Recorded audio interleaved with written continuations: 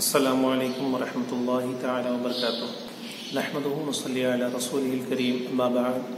فاعوذ باللہ من الشیطان الرجیم بسم اللہ الرحمن الرحیم لقد من اللہ علی المؤمنین اذ بعث فیہم رسولا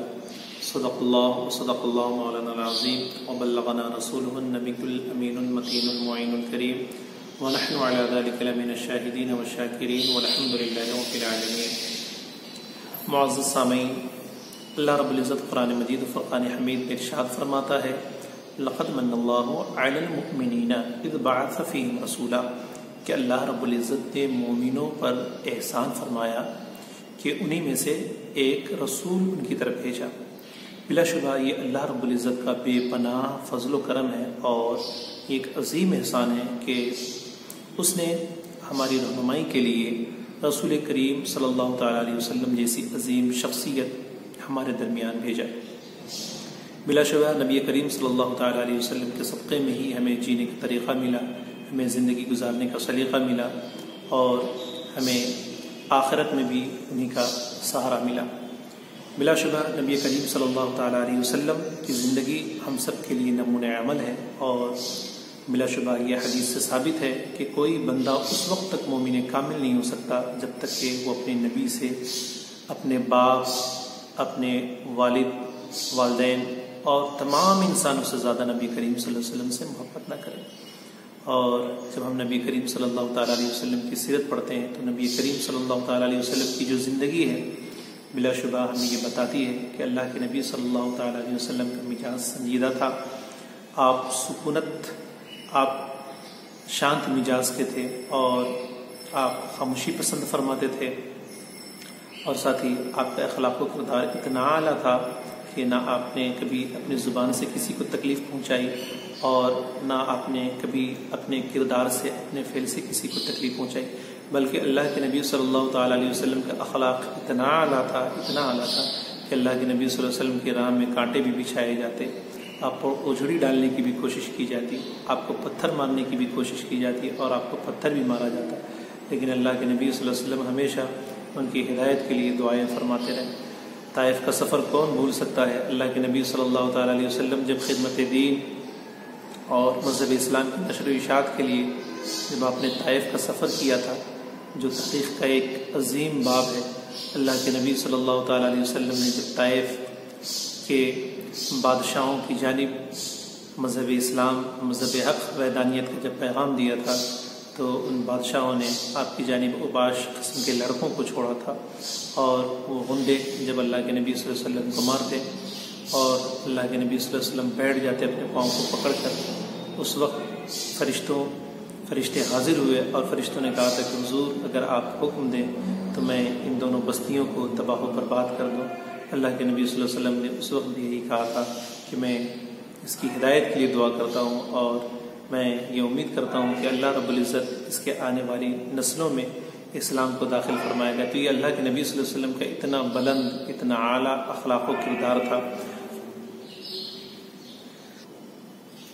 اور لیکن جب آج ہم امت محمدیہ کی سچویشن دیکھتے ہیں تو ہمیں رونا آتا ہے کہ اس وقت ہماری کیا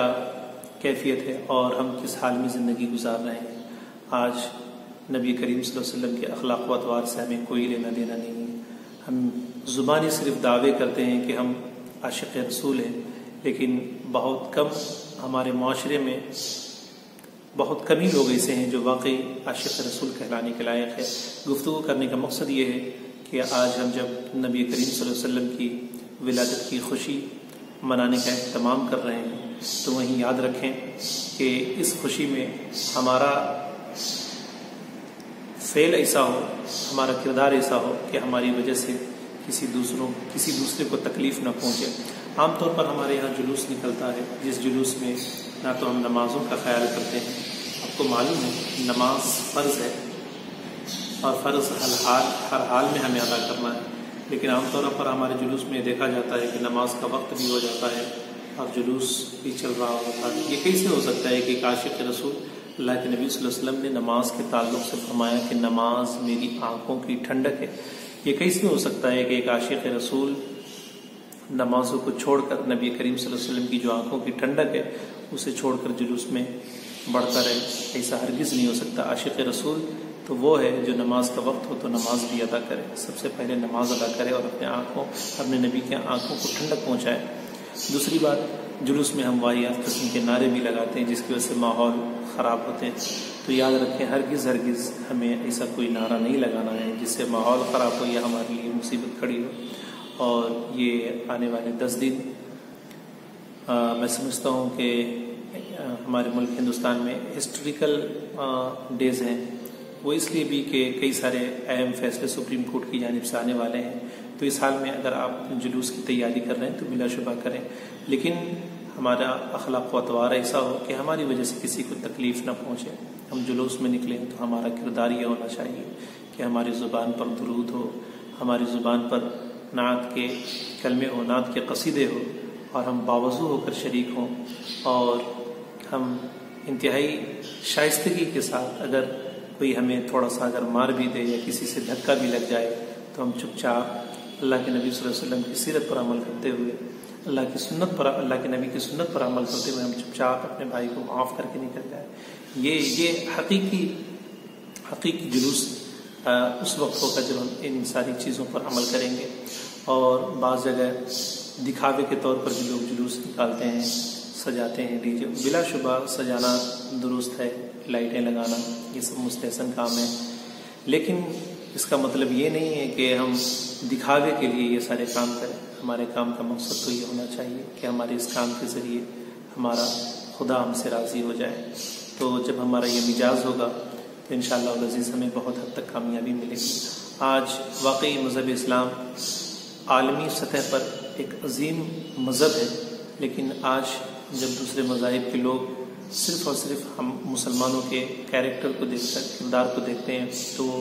اس مذہب سے نفرت کرتے ہیں، ورنہ اس مذہب کے کتابوں سے اور اس مذہب کے نبی سے وہ بے پناہ محبت کرتے ہیں۔ اور آئے دن آپ اخبارات وغیرہ یا ٹیلی ویژن وغیرہ پہ اس کے تاثرات بھی دیکھتے رہتے ہیں۔ تو جہاں ہمیں میلاد النبی صلی اللہ علیہ وسلم کی خوشی منانا ہے، وہیں ہمیں اس بات کا بھی بھرپور خیال رکھنا ہے کہ ہماری زبان سے یا ہمارے قول و فعل سے کسی کو تکلیف نہ پہنچے۔ دوسری بات، جلوس میں ہمیں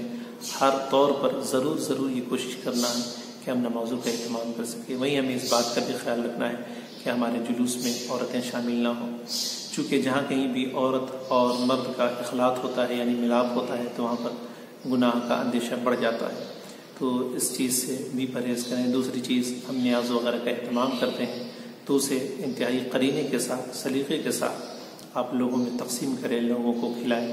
یاد رکھیں کہ یہ رزق اللہ رب العزت کی بہت بڑی نعمت ہے۔ اب یہ کیسے ہو سکتا ہے؟ اللہ کے نبی صلی اللہ علیہ وسلم کی سیرت پڑھیں۔ اللہ کے نبی صلی اللہ علیہ وسلم جب گھر میں داخل ہوتے ہیں، روٹی کا ایک ٹکڑا پڑا ہوا ملتا ہے تو آپ حضرت عائشہ سے کہتے ہیں کہ عائشہ، کیا تمہیں معلوم نہیں ہے کہ جس گھر سے رزق ناراض ہو جائے اللہ رب العزت وہاں سے برکتیں اٹھا لیتا ہے، اور آپ روٹی کے ٹکڑے کو صاف کر کے کھا رہے ہیں۔ لیکن آج ہمارے یہاں جلوس میں اس قسم کی بہت ساری باتیں ہوتی ہیں کہ نیاز، شیرنی وغیرہ ہمارے پاؤں کے نیچے آ رہا ہوتا ہے، لوگ یوں ایسا لٹا رہے ہوتے ہیں، اور اس کی بڑی بے حرمتی ہوتی ہے، بے ادبی ہوتی ہے۔ ایک تو یہ کہ وہ رزق ہے، دوسری بات یہ کہ اس پر آیت قرآنیہ تلاوت کی جاتی ہے۔ تو ان سب چیزوں کا خیال رکھیں۔ ہر حال میں ہمیں ایسا کردار اپنانا چاہیے جو ہمارے نبی کا کردار تھا۔ ہمیں ہرگز اپنے قول و فعل سے یہ ثابت نہیں کرنا چاہیے کہ ہم کسی اور کے کردار کو فالو کرنے والے ہیں۔ یہ ساری اہم باتیں ہیں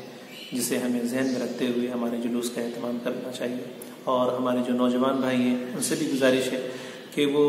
عید میلاد النبی صلی اللہ علیہ وسلم کے موقع پر بائک لے کر، بائک پہ کھڑے ہو کے 3 لوگ 4 لوگ اور ہوڈنگ کرتے ہیں، ہم چیختے ہیں، چلاتے ہیں، ان ساری چیزوں سے ہمیں پرہیز کرنا چاہیے۔ آپ کے نبی کا مزاج تو دیکھیے کتنا اعلیٰ مزاج تھا۔ اللہ کے نبی صلی اللہ علیہ وسلم گزرتے ہیں، لوگ پتھر مار رہے ہیں، کانٹے بچھا رہے ہیں، لیکن اللہ کے نبی صلی اللہ علیہ وسلم کسی کو تکلیف نہیں پہنچا رہے۔ یہ اللہ کے نبی صلی اللہ علیہ وسلم کا کردار تھا۔ حضرت خلفائے راشدین کا کردار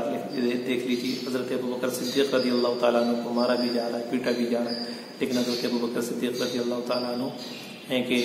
آپ نماز قائم کر رہے ہیں، اپنے گھروں میں نماز قائم کر رہے ہیں، اور کسی کا کوئی جواب نہیں دے رہے ہیں۔ یہ ہمارے بزرگان دین کیریکٹر ہے، یہ خلفائے راشدین کا، اور یہ ہمارے نبی کا کردار ہے۔ تو ہمیں ان کردار پر عمل اگر ہم کریں گے، واقعی ہم ایک اچھے شہری اور ہم بحیثیت مومن تمام دنیا والوں کو ایک اچھا پیغام دے سکتے ہیں۔ تو اس میلاد النبی پر ان ساری چیزوں کا خیال رکھیں،